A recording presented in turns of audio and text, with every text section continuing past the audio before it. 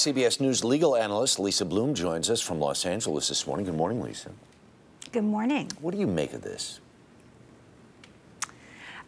The defense does not have to tip its hand. They don't have to say anything now before the preliminary hearing, at the preliminary hearing, before trial, or even at trial. All they have to do, Harry, is show reasonable doubt. And that can be vexing sometimes for court watchers because you're trying to figure out what the defense theory is. The prosecution is now saying this might be one of the defense theories, and surely it might be.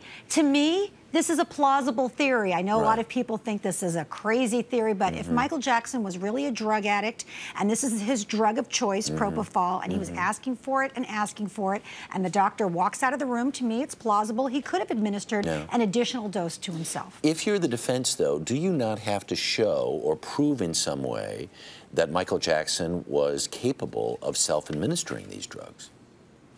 Not exactly, because again, all the defense has to do is show reasonable doubt. The prosecution has the burden from the beginning of the case to the end to show that it was Dr. Murray who administered that dose. All the defense needs to do is to poke holes in that theory. But you're right.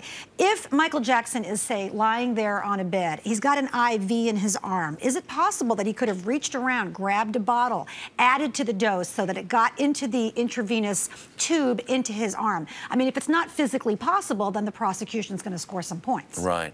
This ends up so interesting, and as we go through this, it's a very tangled web, to say the least. And as it turns out, he's facing involuntary manslaughter charges?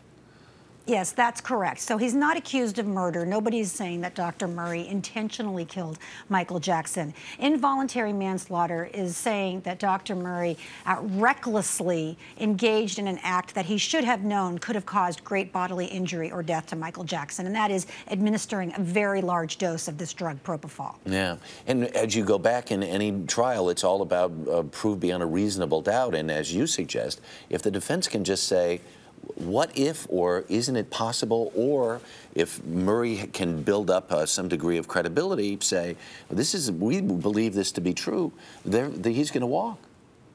That's right. And remember, the prosecution has to prove its case to all of the jurors. They have to get a unanimous verdict. The defense only needs to get one to get a hung jury, or, to get an acquittal, they have to get all 12 as well. But what the defense is usually trying to do is just get one or two jurors to sow those seeds of reasonable doubt. Maybe they can do that with this new theory. Very interesting. Lisa Bloom, thank you very much for getting up so early this morning. Do appreciate it. My pleasure. Thanks. All right.